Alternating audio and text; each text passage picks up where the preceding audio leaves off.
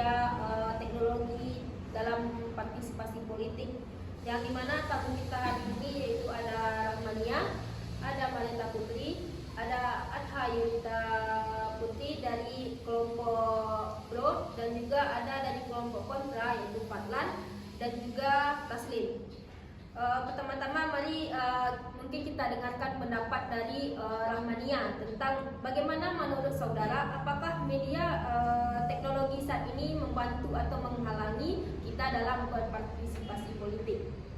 Baik, terima kasih moderator atas pertanyaannya. Jadi menurut saya media informasi pada saat ini itu sangat membantu dalam partisipasi politik. Kenapa? Karena itu dapat meningkatkan akses informasi. Dan seperti media teknologi itu memudahkan kita untuk mempelajari tentang masalah politik, kandidat dan pemungutan suara. Nah, di mana masyarakat yang tidak bisa atau tidak mengetahui tentang partisipasi politik, maka dengan adanya media informasi seperti handphone dan lain sebagainya itu dapat memudahkan masyarakat dalam mengakses media dan mengakses partisipasi politik. Nah, sekian jawaban dari saya. Terima kasih. Nah, benar sekali menurut pendapat Rahmania. Sekarang kita dengarkan pendapat dari saudara Fadlan. Bagaimana pendapat saudara Fadlan tentang media teknologi saat ini? Apakah membantu atau malah menghalangi dalam partisipasi politik? Baik, terima kasih moderator.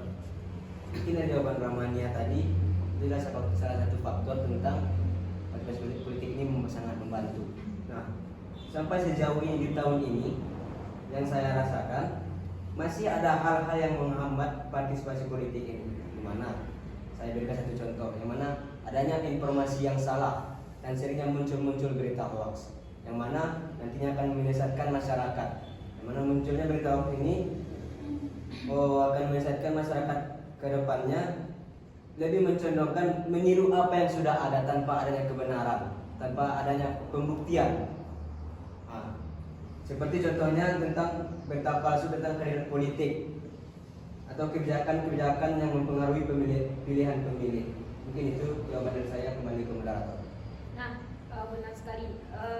Media dan teknologi pada saat ini juga memberikan manfaat dan juga ada mungkin beberapa dampak negatifnya, termasuk yang dibilang oleh saudara Fadlan tadi, adanya berita hoax yang disebarluaskan di media sosial.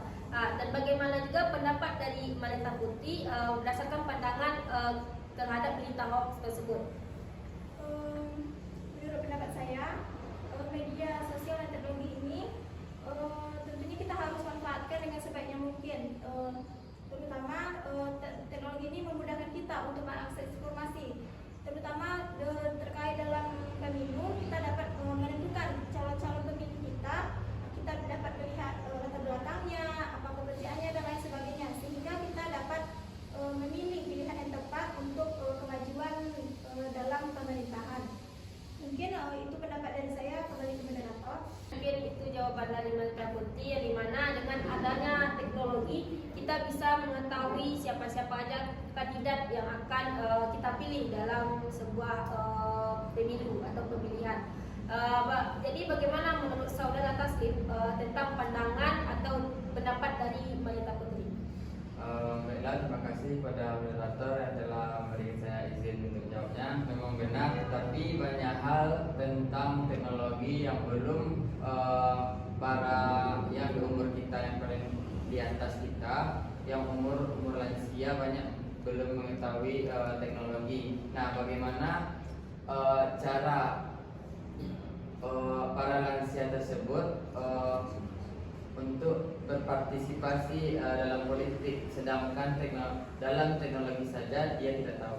Baik, terima kasih kepada Taslim. Jadi Taslim menimbulkan sebuah pertanyaan yang dimana bagaimana cara kita untuk memberitahu tentang paslon kepada lansia, yang dimana mereka itu tidak tahu bagaimana penggunaan teknologi.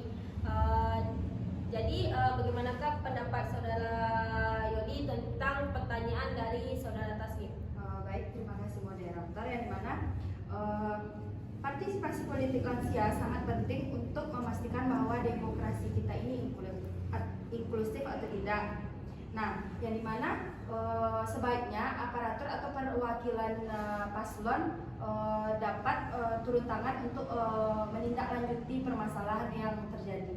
Baik, dapat kita simpulkan bahwa media teknologi ini sangat berfungsi atau sangat bermanfaat dalam kehidupan partisipasi politik, tetapi masih banyaknya masyarakat mungkin yang tidak paham dengan teknologi ini. Contohnya masyarakat yang sudah lansia dan juga tidak mengerti dengan teknologi ini. Jadi para aparatur atau pemerintah lebih turun ke lapangan untuk mengadakan mungkin diskusi kepada masyarakat tentang partisipasi politik. Kita lanjut ke pertanyaan selanjutnya. Menurut Saudara Yoli, apa peluang utama yang terkait dengan penggunaan media dan juga teknologi dalam politik di masa depan? Baik, terima kasih moderator, yang dimana peningkatan partisipasi politik, yang dimana media dan teknologi dapat digunakan untuk meningkatkan partisipasi politik, terutama di kalangan kelompok yang terpinggirkan atau di luar daerah. Baik, itulah pendapat dari Yoli. Bagaimana pendapat dari Taslim tentang masyarakat yang terisolir? Terima kasih pada moderator. Di mana banyak kita ketahui sekarang teknologi tidak bisa dapat kita percayai karena ketika kita di luar daerah yang terpencil yang tidak ada jaringannya, mungkin ada beberapa tantangan yang kita hadapi. Yang pertama itu susahnya jaringan dan akses suara susah dikirim, dan masalah selanjutnya yaitu adanya oknum-oknum yang berlaku curang dalam aplikasi pada teknologi yang sekarang. Baik, mungkin pendapat Taslim adanya kecurangan dari sebuah teknologi. Sekarang kita dengarkan pendapat Meneta Putri. Bagaimana pendapat Meneta Putri tentang kecurangan dari aplikasi tersebut? Baik, terima kasih moderator. Saya ingin menjawab pertanyaan dari Taslim, yang mana di daerah-daerah yang terisolir tersebut tentunya mereka memilih menggunakan yang dimana ada TPU, tempat pemilihan umum. Nah, dengan di sana dibutuhkan yang namanya aplikasi Sirekap yang mempermudah untuk mengirimkan suara-suara tersebut menuju ke pusat tanpa adanya kecurangan. Baik, itulah menurut saya. Baik, itulah menurut saudari Putri. Sekarang kita dengarkan pendapat dari saudara Fadlan. Baik, moderator, di sini saya akan sedikit. Dimana tadi saudari Marita Putri sudah menjelaskan tentang aplikasi Sirekap, Ya. yang mana berfungsi untuk merekapitulasi suara ke pusat. Nah, yang dimana seperti kita lihat dulunya sudah usai, banyak kecurangan yang muncul seperti kehilangan suara. Nah, yang menyebabkan adanya argumen kecurangan ini segala macam. Nah, di sini nantinya muncul rasa masyarakat itu muncul rasa apatisme, yang mana masyarakat merasa suara mereka tidak didengar dan tidak penting. Nah, di sini juga mengakibatkan kerusakan kepercayaan masyarakat kepada pemerintah. Nah, begitu dari saya, Marita. Baik, Moderator. itulah pendapat dari saudara Fadlan. Sekarang kita dengarkan dari pendapat Ramania. Bagaimanakah pendapat Ramania tentang kecurangan dari pemungutan suara tersebut? Baik, terima kasih kepada moderator. Jadi menurut saya terkait dengan kecurangan yang dikatakan oleh Pak Tan tadi, sebenarnya itu dilihat dari kelalaian. Mungkin ada kelalaian dari petugas tersebut. Nah, jadi intinya diperlukannya ketelitian dari petugas-petugas tersebut untuk tidak adanya kecurangan dalam pemilu tersebut. Baik, berarti dapat kita simpulkan dari penggunaan teknologi ini atau sebuah aplikasi Sirekap yang digunakan untuk pemungutan suara tidak bisa sepenuhnya mungkin kita percayai, yang dimana mungkin masih adanya kecurangan atau adanya masalah jaringan, yang dimana kita masih memerlukan pengawasan yang ketat dalam sebuah pemilihan.